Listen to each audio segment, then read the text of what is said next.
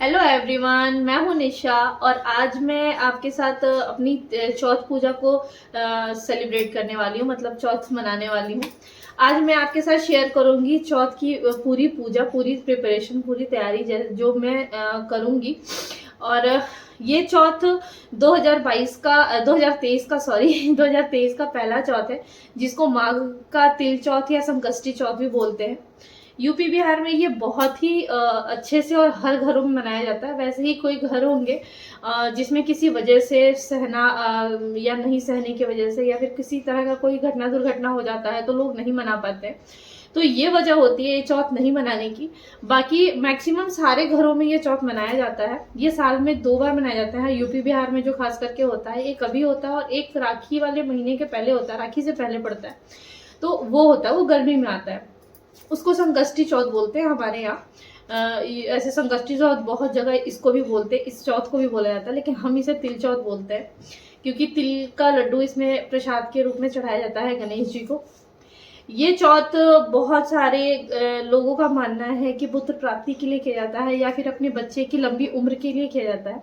हमारे यहाँ अगर लड़का हो गया हो, शादी को 1 साल हुए हो या 2 साल हुए हो, मतलब अगर लड़का हो गया आपको तो आपको ये व्रत करना ही करना है। बहुत सारे जगहों पे ये बच्चा होने से पहले भी करवाया जाता है। तो बस यही रीजन है। बाकी गणेश जी की आराधना तो हम वैसे भी करते हैं, रोज करते हैं, लेकिन आज स्पेशली गणेश जी का ही दिन है और उनके लिए ही ये सारी तैयारियां की जाएंगी। तो मैं नहावा के आ गई हूँ। मैंने चूड़ियाँ डाल ली है क्योंकि मैंने जो पहले से पहन रखा था वो ऐसे ही लहसुन प्याज का या फिर मतलब कुछ कुछ बनाते रहती हूँ तो उसको जूठा ही कहा जाएगा, तो इसलिए मैंने अपनी चूड़ियाँ चेंज कर लिया। और साड़ी मैं बाद में डालूंगी जब मैं सारी तैयारी कर लूंगी। अभी मैं सारे फल फ्रूट मैं पहले ही संडे को ही ले आई थी क्योंकि ठंडी है तो फल फ्रूट अब खराब नहीं होते और हस्बैंड को छुट्टी भी नहीं मिल पाती है, तो इसलिए मैंने सारा फल फ्रूट पहले ही खरीद लिया था। तो मैंने सारे फल अभी निकाल के मैंने रखा है। इसको मैं अभी वॉश करूंगी, वॉश करके एक अलग से डाली में रख दूंगी और उसके बाद मैं तिल के लड्डू बनाने की तैयारी करूंगी। और उसके बाद मैं 7 बजे से मैं पूजा की तैयारी करूंगी क्योंकि अर्घ 9 बजे से के पहले नहीं होता। चंद्र उदय 9 बजे के बाद ही होता है, तो उससे पहले सारा पूजा वूजा हो जाएगा, कथा हो जाएगा। चंद्र उदय के बाद हम अर्घ देंगे और उसके बाद आरती करेंगे, फिर पूजा की समाप्ति करेंगे। तो ये सारा प्रोसेस मैं अभी स्टार्ट कर रही हूँ और हम साथ साथ में करेंगे। तो चलिए गणेश जी की पूजा की पूरी तैयारी एक साथ करते हैं। तो इस ब्लॉग में प्लीज मेरे साथ लास्ट तक बने रहिएगा और जो लोग मेरे ब्लॉग में नए हैं वो प्लीज मेरे इस चैनल को लाइक और सब्सक्राइब जरूर कीजिएगा, पूरा वॉच कीजिएगा, ताकि मैं आपके साथ अपनी भी कोई, जैसे आप लोग ये चौथ मनाते हैं किस तरह से मनाते हैं, आप लोग प्रसाद में क्या बनाते हैं, कैसे ये तैयारियां कर रहे हैं। अगर मेरे ड्रेसअप में, मेरी चूड़ियों में, मेरे मेकअप में कोई कमी लगती है, कुछ अच्छा लगता है तो प्लीज़ कमेंट करके ज़रूर बताइएगा। ज़्यादातर मैं सिंपल ही ब्लॉग शूट करती हूँ, लेकिन फेस्टिवल में तो थोड़ा सजना बनता है और अभी बहुत ज़्यादा टाइम नहीं हुआ शादी को, तो थोड़ा मेकअप तो करना मुझे भी अच्छा लगता है, तो मैं वो कर लेती हूँ। बाकी अगर आपको मेरे किसी भी चीज़ में कोई कमी लगती है, पूजा में कोई कमी मत बताइएगा, मैं भी नहीं निकालती हूँ, तो पूजा में कमी नहीं निकाली जाती है। उसके अलावा मेरे ड्रेसअप में, मेरे रेडी होने में या फिर मेरे प्रिपरेशन में कोई कमी लगती है तो वो कमी आप ज़रूर बताइएगा और अपनी चीज़ों को मेरे साथ शेयर कीजिएगा। तो प्लीज़ मुझे लाइक शेयर कमेंट ज़रूर कीजिएगा, ज़्यादा से ज़्यादा मेरे इस ब्लॉग को शेयर कीजिएगा ताकि मैं आपसे और आपके से जुड़े हुए लोगों के साथ जुड़ सकूँ, आपके फैमिली मेम्बर्स के साथ जुड़ सकूँ। तो प्लीज़ इस ब्लॉग में पूरा लास्ट तक बने रहिएगा, बहुत ही मज़ा आएगा, बहुत एंजॉय कीजिएगा और मैं पूरी की पूरी चौथ की पूजा आपके साथ शेयर करने वाली हूँ इस ब्लॉग में। तो बस चलिए स्टार्ट करते हैं अपनी पूरी तैयारी। तो फ्रेंड्स, मैंने ये सारे फल कढ़ाई में साफ़ पानी लेकर के ये सारे फल अब वॉश कर रही हूँ। सारे फल वॉश करके रख लूँगी, उसके बाद मैं तिल बांधने की तैयारी करूँगी। मैंने आपको पहले बता दिया, ये सब कुछ मैंने मंगा लिया है। इसमें मतलब 5 तरह के फल, नारियल ज़रूरी होता है और पान का पत्ता, कसैली, शकरकंदी जो इस समय मिलता है, केला, अमरूद, सेव, खीरा मतलब 5 फल तो एकदम ज़रूरी है कि 5 फल मंगाने ही हैं। मैंने 7 मंगा लिए थे, तो मम्मी ने कहा कि सातों चढ़ा देना, कोई बात नहीं। और तिल के लड्डू ज़रूरी होते हैं इसमें, बिना तिल के लड्डू के प्रसाद पुण्य नहीं होता। तो तिल का लड्डू बनाऊंगी अभी मैं। सारे फल धो करके अच्छे से पहले रख लूँ और हटा दूँ, क्योंकि अभी अथर्व सो रखे हैं, तो मैं जितने काम निपटा सकती हूँ निपटा लूँगी। उनके उठने के बाद फिर ये भी देखना होगा कि पूजा कैसे करूँगी, क्योंकि वो कब खेलेंगे और कब परेशान करने लगेंगे, कोई ठीक नहीं है। मैंने नए ही टी टेबल बनवाया था, तो अभी मेरे पास अच्छा पीढ़ा उड़ा नहीं है, तो इसलिए मैं पूजा का पीढ़ा नहीं ख़रीद के मम्मी से पूछ करके मैं उसी टी टेबल पे, क्योंकि वो जूठा नहीं है, तो मैं पूजा करूँगी और सारी तैयारी मैं वहीं करूँगी। उसके बाद उसके पास बैठ करके वहाँ उस पर जो तैयारी करनी है करूँगी। तो फ्रेंड्स, अब मैंने फल धोने के बाद तो कढ़ाई में तिल भूजना स्टार्ट कर दिया है और अब मैं बनाऊंगी तिल के लड्डू, जो कि इस पूजा में बहुत ही विशेष है। इसके बिना ये पूजा नहीं हो सकती है। और भी कोई फल ना हो, कम हो तो पूजा हो जाएगी, लेकिन इस बार तिल के लड्डू बहुत ही ज़रूरी होते हैं। गणेश जी को इसी का भोग लगता है। तो बस तिल के लड्डू बनाने की तैयारी कर रही हूँ मैंने धीमी आंच पे तिल डाल करके तिल को भुनना स्टार्ट कर दिया है। ये सफ़ेद तिल है, बहुत जगहों पे काले तिल का प्रसाद बनता है। और मैंने जब से मैं देख रही हूँ, मैं आई हूँ तब से मेरी सासू माँ सफ़ेद तिल का ही प्रसाद बनाती हैं, तो मैं भी उन्होंने कहा कि तुम भी काले तिल का मत बनाना, तुम भी सफ़ेद तिल का ही बनाना। तो मैंने भी सफ़ेद तिल का ही बनाया, क्योंकि घर के बड़े जो करते हैं हमें भी वही कर लेना चाहिए। ज़्यादा कुछ नया एक्सपेरिमेंट करने से फिर वही होता है ना कि मन में हर तरह के भेव आ जाते हैं, तो वो चीज़ नहीं करना है। मैं तो बस यही सोच रखी हूँ कि जो मम्मी करती है मुझे बस वही कर देना है। तो तिल तो मेरा भुन गया है और अब मैं उसमें थोड़ा सा कढ़ाई में मैंने पानी डाला है और अब इसमें मैं डालूँगी गुड़।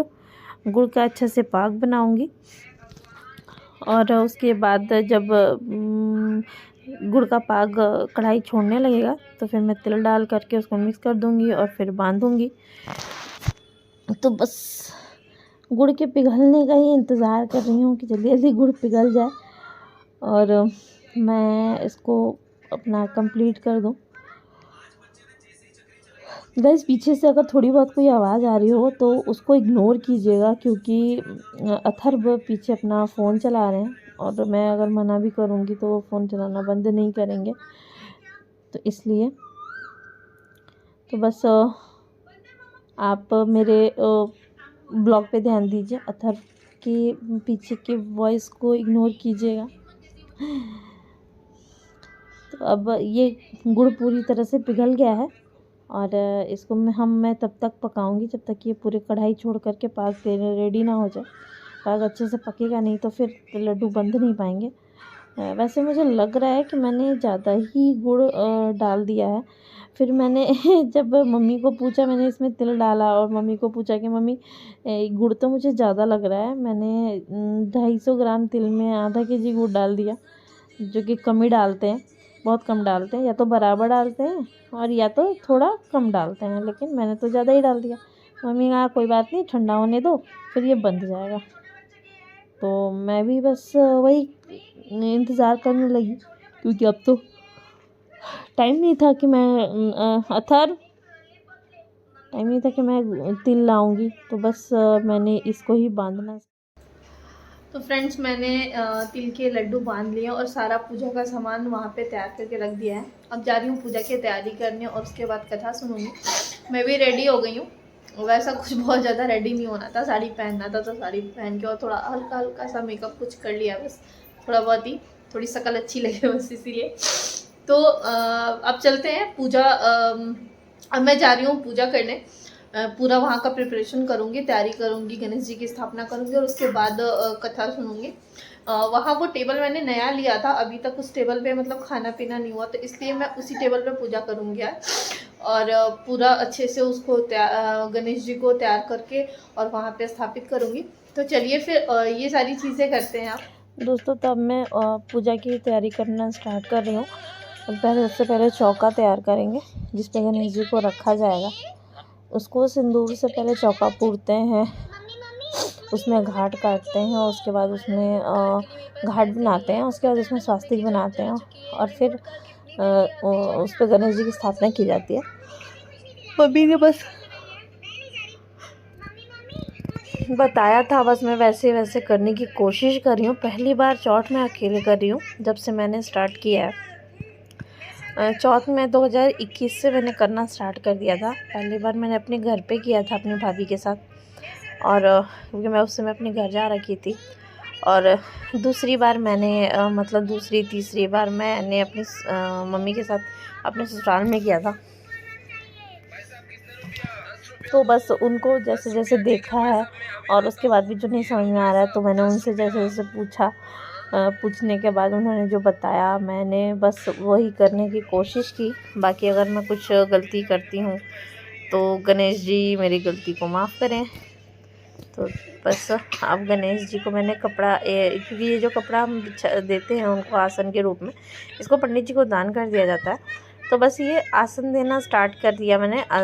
पीला कपड़ा मैं ख़रीद के ले आई थी तो वो आसन दिया मैंने। फिर उस पर गणेश जी की स्थापना की। जनेऊ मैं ख़रीद के ले आई थी तो उसको मैंने सिंदूर में हाथ में सिंदूर लेकर के उसको रंग दिया और वो जनेऊ पहना दिया। फूल में खरीदवा के ले आई थी। और चूँकि मेरा मंदिर ऊपर टांगा हुआ है तो जब वैसे कि शाम को मैं पूजा कर रही हूँ तो सारे भगवान को भी फूल प्रसाद चढ़ाऊँगी, तो वो चीज़ें थोड़ी थोड़ी करनी पड़ती हैं। तो बस वही मैं नीचे गणेश जी को तो कर ही रही थी। फिर मैंने पूजा के बर्तन नहीं धुले थे तो वो मैं धुलने चली गई। वो धो करके मैं ले आई, जो दिया लुटकी, क्योंकि जल रखना होता है। तो बस वो ले आई और ऊपर फिर ऊपर मंदिर में भी फूल चढ़ा दिया अच्छे से, ताकि मतलब और भी भगवान जो हैं, विष्णु भगवान की का फ़ोटो मैंने रखा है, मूर्ति है, भोलेनाथ है, तो सबकी पूजा हो जाए। क्योंकि शाम को जब हम दिया दिखाते हैं तो शाम का सांझ दिखाने टाइम तो हम सबकी पूजा करते हैं। तो बस वही करती हूँ। अब मैं ये फल चढ़ाना मैं स्टार्ट कर रही हूँ। और मैंने केला, सेब, नारियल ज़रूरी होता है क्योंकि नारियल को हमारी तरफ वंश बोलते हैं कि वंश का प्रतीक होता है नारियल, तो नारियल ज़रूर चढ़ाना चाहिए। तो मैंने ये सब कुछ चढ़ा दिया। मैंने केला चढ़ाया, सेब चढ़ाया, नारियल चढ़ाया, कीनू चढ़ाया, अमरूद चढ़ाया, फिर खीरा चढ़ाया, उसके बाद शकरकंदी चढ़ाई, फिर 5 लड्डू चढ़ाए। और अब जल डाल करके लोटे में गंगा जल डाल के जल चढ़ाया, पान पत्ता का सैली चढ़ाया। सिक्का ढूंढ रही हूँ, सिक्का डालना ज़रूरी है क्योंकि हमारे जब हम कथा कर लेंगे तो कथा सुनने के बाद हमें ये मैंने मौली ले आई थी तो मौली मैंने चढ़ा दिया है कि पूजा के बाद मैं अथर्व के पापा को और अथर्व को बांध दूँगी। मम्मी ने कहा था कि सब कुछ चढ़ाने के बाद जो एक्स्ट्रा फल होंगे उसको भी वहीं भगवान के पास ही टेबल में रख देना, ताकि सब कुछ का भोग लग जाएगा। तो बस मैंने वही किया जो मम्मी ने कहा था।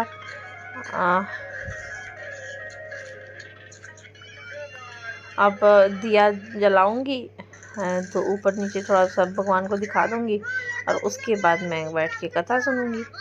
तो बस अब दिया जलाने की तैयारी करती हूँ।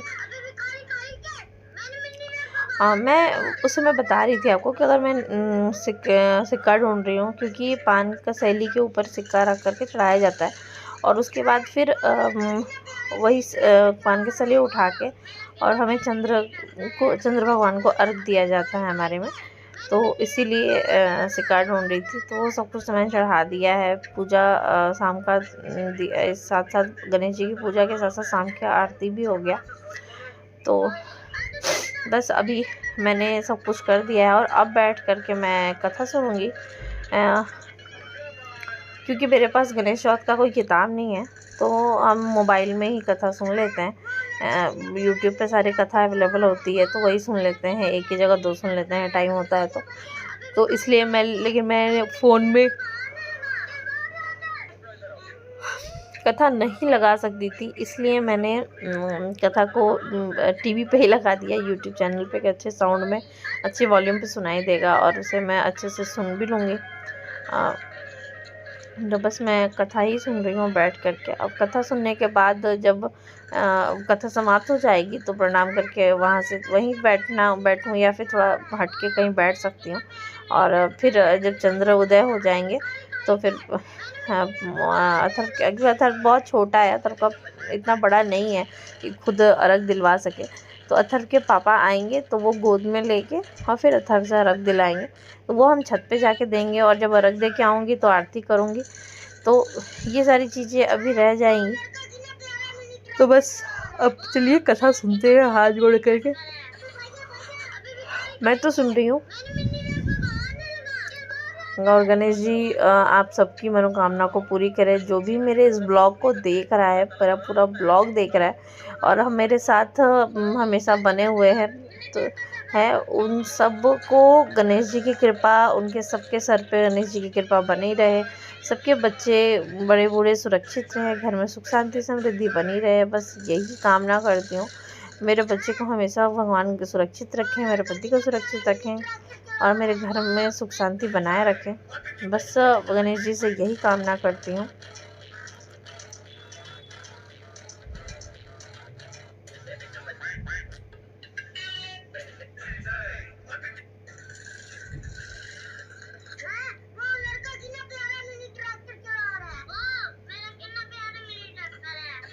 ये मैंने एक कथा तो सुन लिया है, अथर्व चले आए, और दूसरी कथा अब सुनने जा रही हूँ। क्योंकि अभी टाइम है, अभी टाइम हो रहा है 8 बज रहा है और अर्घ का टाइम है 9:04 पे। तो कथा सुनते सुनते तो 8:30 हो ही जाएगा और तब तक अथर्व के पापा भी आ जाएंगे। तो उसके बाद हम जाएंगे ऊपर छत पे अर्घ देने के लिए। हो सकता है मैं अर्घ का वीडियो आपके साथ शेयर ना कर पाऊँ, क्योंकि अर्घ छत पे देना, छत पे काफ़ी अंधेरा है तो वहाँ वीडियो शूट नहीं हो पाएगा। तो इसलिए मैं वो वीडियो तो नहीं शेयर कर पाऊँगी। अगली बार चौथ में कोशिश ज़रूर करूँगी कि हम माघ के बाद आषाढ़ भादों का चौथ करते हैं। भादों में जो चौथ करते हैं उसमें भी सेम ही होता है, बस उसमें बेसन के लड्डू चढ़ते हैं और इसमें तिल के लड्डू चढ़ते हैं, बाकी सारी चीज़ें सेम होती हैं। तो मैं कोशिश करूँगी उस टाइम अर्घ का वीडियो शेयर करने की आपके साथ। अभी तो फ़िलहाल अकेली हूँ, ब्लॉग ही रिकॉर्ड कर पा रही हूँ, यही बहुत है। मैं ब्लॉगिंग हमेशा कर नहीं पाती हूँ। स्पेशल ओकेज़न की स्पेशल ओकेज़न का वेट कर रही हूँ, तो बस वेट करती रहती हूँ। सॉरी।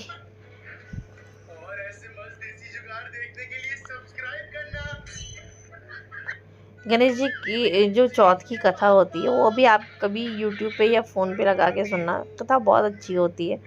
सुनने से बड़ा सुकून लगता है और बहुत अच्छा लगता है सुन करके कि मतलब ऐसे ऐसी चीज़ें भी हुई होंगी या होती होंगी, तभी तो ये पूजा बनाया गया है, व्रत बनाया गया है।